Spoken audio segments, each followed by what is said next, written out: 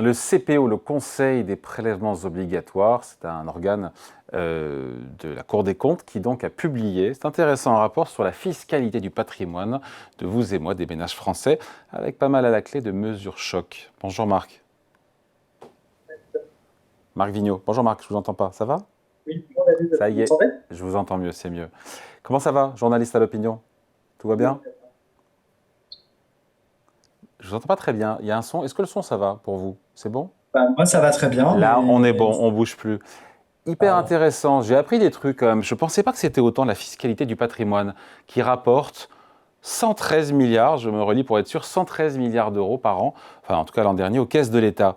Je ne pensais pas que c'était autant.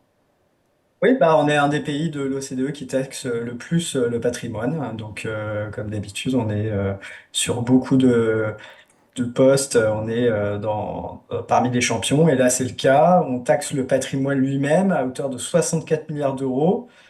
Ça représente 0,4% du patrimoine total, donc il faut relativiser. Et puis on taxe les revenus issus de ce patrimoine, donc les revenus du capital. Et là, ça rapporte 49 milliards d'euros et ça représente à peu près 11,6% des revenus générés par ce patrimoine. Hmm. En pression fiscale sur le patrimoine, on est à 3,7% du PIB. On est au double, c'est le double de la moyenne de l'OCDE. Ça dit des choses quand même, hein.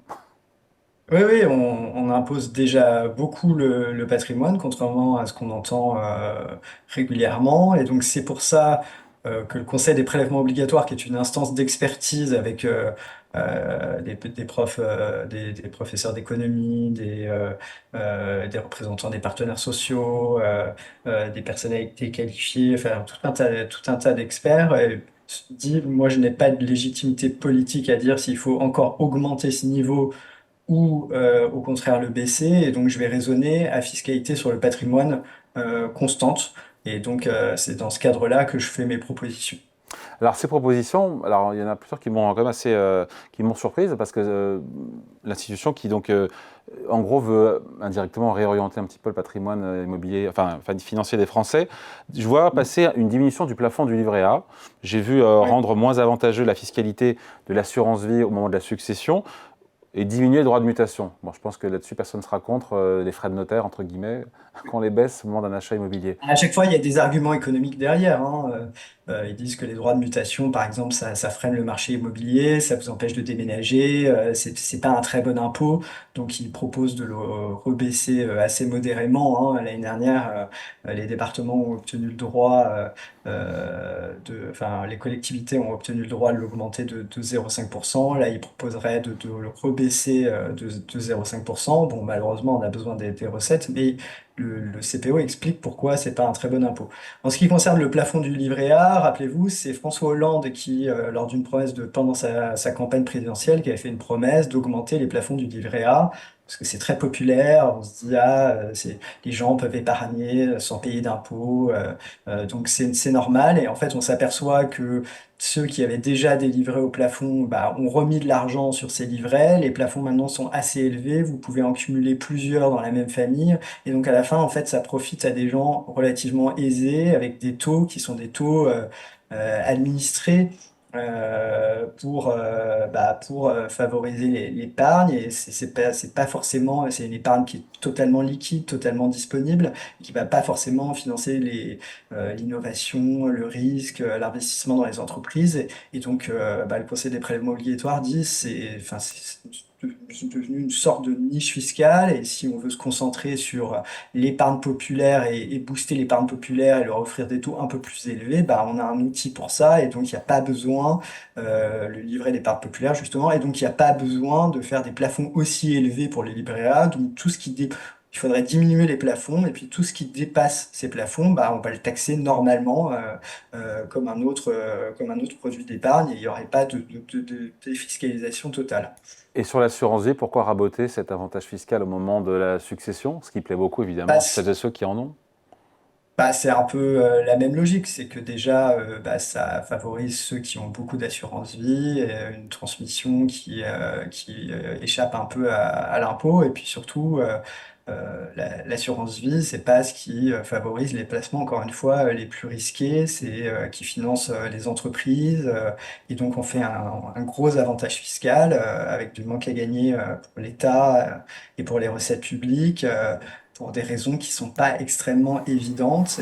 D'ailleurs, au moment de baisser la fiscalité sur le capital, hein, Emmanuel Macron, pendant sa campagne, ils avaient tourné autour de l'idée que, en échange du prélèvement forfaitaire unique, la suppression de l'impôt sur la fortune, peut-être qu'il faudrait revenir sur ces avantages. Et évidemment, dès qu'on parle d'assurance vie, même si on veut toucher que c'est les plus grosses assurances vie, etc., tout le monde s'est dit, ah, on va augmenter la fiscalité sur mon assurance vie. Donc c'est extrêmement impopulaire. Et donc, avant qu'un politique ait le courage de Oui. dire bon bah moi là, je vais essayer de limiter les avantages fiscaux sur l'assurance vie même à la succession, bon il se passera du temps à mon avis, mais voilà, il y a une logique économique qui me paraît assez fondée à se dire c'est peut-être pas la peine de faire des niches fiscales comme ça qui n'ont pas vraiment d'intérêt économique, Mm. si ce n'est favoriser certains, ceux qui maîtrisent bien d'ailleurs, qui ont un bon conseiller fiscal et qui ont beaucoup d'épargne par ailleurs. On parle souvent d'inégalités salariales, il y a aussi les inégalités patrimoniales. 60% du patrimoine total est aujourd'hui détenu par 10% des foyers. Est-ce que c'est un problème, ça? Bah, c'est un problème si la part du patrimoine hérité est importante, ce qui est le cas, et de plus en plus importante. Ça veut dire on se transmet la richesse de génération en génération. C'est pas forcément, ça pousse pas forcément les héritiers à prendre des risques dans l'économie ou à avoir de bons salaires, etc. Et donc c'est pas bon pour l'économie. Et puis ça pose un problème d'égalité, de société un peu figé où c'est difficile de prendre l'ascenseur social si, euh, selon que vous êtes né dans une famille qui a un gros patrimoine ou pas, bah, ça devient, les différences sont très importantes et par votre salaire, compte tenu des prix de l'immobilier, vous ne pourrez pas forcément rattraper ceux qui ont hérité. Donc, il y a beaucoup d'arguments économiques pour dire que la fiscalité de la transmission, c'est la meilleure fiscalité, c'est meilleur que de taxer le patrimoine au cours de la vie ou les revenus du patrimoine. Donc c'est ce que propose de faire le Conseil des prélèvements obligatoires. Alors évidemment, on a déjà des prélèvements importants sur le patrimoine, donc ce qu'il faut en rajouter à la transmission, si par ailleurs on n'a pas baissé les prélèvements tout au long de la vie sur le patrimoine, ça c'est une question. Donc c'est ce que je vous disais tout à l'heure, hein, c'est le CPO, il raisonne à fiscalité constante parce qu'il considère qu'il n'a pas de mandat politique pour dire soit il faut baisser la fiscalité du patrimoine, soit il faut l'augmenter. Mais bon, évidemment, enfin, chaque camp politique aura sa propre analyse. Et puis, donc le Conseil des prélèvements obligatoires fait le constat qu'aujourd'hui, on a de plus en plus de familles recomposées, on a de plus en plus, euh, enfin, que la fiscalité, en gros, des transmissions en ligne directe, qui est bien plus avantageuse qu'en ligne indirecte, n'est plus adaptée à la société d'aujourd'hui. Si vous êtes le nouveau mari d'une personne qui a des enfants, bah, vous ne pouvez pas transmettre autant, enfin, au même taux à l'enfant de votre compagne, par exemple que si c'était votre propre enfant, alors qu'il y a de plus en plus de familles recomposées. Donc, le Conseil des prélèvements obligatoires essaie de s'attaquer à cette réalité, dit qu'il faudrait donner un peu plus de liberté. Vous savez qu'en France, on a la réserve héréditaire qui oblige à transmettre son patrimoine à ses enfants, etc. Donc, le Conseil des prélèvements obligatoires dit on pourrait ouvrir un petit peu la liberté on dit de tester et donc de faire son testament. Et puis, comme ça permettrait à des gens qui n'ont pas forcément des parents riches bah, de recevoir peut-être plus d'argent avec un taux moins élevé de son oncle, de sa tante, etc. Le Conseil des prélèvements obligatoires note que, comme d'habitude en France, on a une fiscalité qui est un peu incompréhensible, c'est-à-dire qu'on affiche des taux extrêmement élevés tout en haut du barème, avec des taux prohibitifs de 45%, et en fait, comme c'est totalement inapplicable, et que ça serait économiquement délétère, on fait des niches fiscales de partout, et finalement, ceux qui arrivent à cumuler les niches fiscales se retrouvent avec des taux effectifs d'imposition extrêmement bas, qui sont peut-être même un peu trop bas par rapport à d'autres pays. Et donc, il dit, bon, il faut arrêter avec ça. Il faut essayer de faire des taux à peu près raisonnables, peut-être baisser un peu les taux Mais pour pas tout de le niche, monde. sans niche. Voilà, et puis en haut de la distribution, faire qu'il n'y ait pas de niche si puissante que elle fasse baisser trop Ouais. l'imposition, même s'il faut qu'elle reste raisonnable. Marc, sur les plus riches, alors vous dites que le CPO ne fait pas de politique, mais il souhaite une contribution plus effective des très hauts patrimoines aux charges publiques. Ils sont dans leur rôle ou pas du tout? Parce que je me suis dit, tiens, ils sont en train de remettre une pièce dans le jukebox de la taxation des plus riches, hein. Oui, on peut considérer que c'est pas, bon, les plus riches sont déjà beaucoup taxés en France, que, comme je vous disais, la taxation du patrimoine est élevée en France. Voilà. Après, eux, ils constatent que certaines personnes ont un taux d'imposition assez bas en cumulant la niche fiscale et ils disent, pour des raisons de recettes publiques, si on veut faire la réforme que je vous ai décrite précédemment, c'est-à-dire permettre de baisser les taux pour faire des transmissions en ligne indirecte et donc s'adapter à la société d'aujourd'hui, on a besoin de recettes. Et à recettes constantes, où est-ce qu'on va aller chercher des recettes? Bon, chez les plus aisés. Et ça peut se comprendre, hein. Ils ne disent pas on va augmenter massivement la fiscalité du patrimoine. Alors après, ils font des propositions. Est-ce que ce sont les bonnes? Est-ce qu'elles sont équilibrées? On peut toujours critiquer. Ils disent en tout cas assez clairement que la taxe Zuckman telle que proposée n'est pas praticable. Elle se heurterait au Conseil constitutionnel. Ça serait difficile de mettre une taxe Zuckman supérieure à 0,5%. Et eux, ils disent, comme je vous ai dit, plutôt que de taxer la détention du patrimoine, il vaut mieux passer par les successions, par les transmissions. Et donc, ils font des propositions, deux scénarios. Un scénario où ils augmenteraient la fiscalité des plus hautes transmissions de 2,5 milliards, avec des mesures dans lesquelles on peut rentrer si vous voulez, ou un scénario un peu moins ambitieux à 1 milliard d'euros. Et à chaque fois correspond une réforme que je vous ai décrite sur la fiscalité des transmissions pour tout le monde, plus ou moins ambitieuse de réduction des taux pour tous les autres.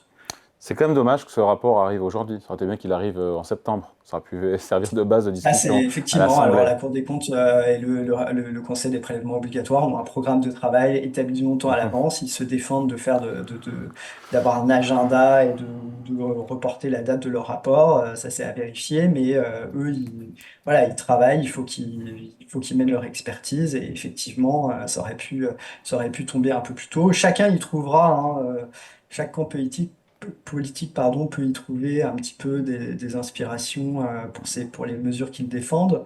Alors effectivement, là, il y a un scénario d'augmentation de la fiscalité de transmission pour les plus aisés qui s'inspire un peu des mécanismes mis dans l'atmosphère par le gouvernement, hein. Dans un des scénarios, il y a une sorte de taxe sur les holdings pour taxer la liquidité excédentaire sur le holding. Bon, ça ressemble à la taxe holding d'Amélie de Montchalin, la ministre des Comptes publics.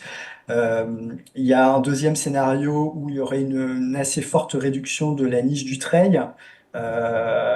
Donc ça, c'est pas porté par le gouvernement, mais bon, c'est dans l'atmosphère. Vous savez que la Cour des comptes a fait un rapport très récent pour dire que, à ses yeux, un rapport critiqué, qu'à ses yeux, on pourrait baisser l'avantage fiscal du trade, donc qui permet de transmettre des entreprises familiales avec une réduction De de l'impôt sur la valeur 75%. de la transmission de 75 à 15%. 50%. Ouais. Bon, voilà, chacun en pense ce qu'il veut. Il y a dans les propositions du CPO un impôt différentiel de 0,5% sur le patrimoine des plus riches qui exclurait l'outil professionnel. Et bien ça, en fait, c'est exactement ce que proposait à un moment Amélie de Montchalin, c'est la fameuse CDHP, je ne sais pas si vous vous rappelez, bon, qui a Contribution finalement ouais, différentielle sur les qui a patrimoines. disparu du budget au profit de la taxe sur les holdings. Bon, voilà, donc c'était le gouvernement qui le proposait, c'est pas non plus des gauchistes, voilà. Et donc après, on peut critiquer cette taxe, dire pourquoi elle serait délétère, etc. Mais le CPO ne sort pas des choses de son chapeau, il est complètement, voilà. Et encore une fois, il critique la taxe Zuckman telle que présentée par Gabriel Zuckman, l'économiste, en disant que 2%, non seulement ça ne rapporterait pas ce que ça doit rapporter, les fameux 15 à 20 milliards, mais qu'en plus, ça serait retoqué par le Conseil constitutionnel. Ouais, moi, ce que je retiens avant de se quitter, Marc, c'est que la fiscalité du patrimoine en France, elle est élevée, elle est complexe, elle est inefficace, et qu'il ce serait comme temps qu'on opère une petite refonte de cette fiscalité du patrimoine. Et je ne sais pas si c'est ce que Et les uns vous et avez les bien autres vu en que dans le contexte retiendront. politique, voilà, dans le contexte politique actuel, bon, ça paraît très difficile. En plus, comme le note le Conseil des prélèvements obligatoires, la fiscalité des transmissions et des successions, la fiscalité de l'héritage, pour être clair, n'a pas du tout bonne presse auprès des Français. Et souvent, ils surestiment la fiscalité sur les successions qu'on va leur appliquer, alors qu'en fait, il y a beaucoup de Français qui soit reçoivent peu de transmissions, soit bénéficient de taux un peu pas très élevés, ou en tout cas ont pu bénéficier des systèmes qui fait qu'il peut y avoir des donations pendant une période, c'était tous les 10 ans, puis tous les 15 ans, etc. Donc c'est une fiscalité mal comprise, extrêmement complexe, et donc ça, évidemment, ça soulève des tas de fantasmes à chaque fois qu'on en parle, et donc il faudra beaucoup de débats, beaucoup de pédagogie pour savoir comment la réformer. Est-ce qu'il faut voilà, baisser de façon unilatérale les taux sans augmenter rien du tout à côté? Bon, on voit bien que l'état des finances publiques Ne le françaises permet ne pas. permet pas forcément d'aller dans ce sens-là. Pas à court terme en tout cas. Merci beaucoup. Explication signée Marc Vigneault, journaliste à l'Opinion. Merci Marc, bonne journée. Merci David, bonne journée.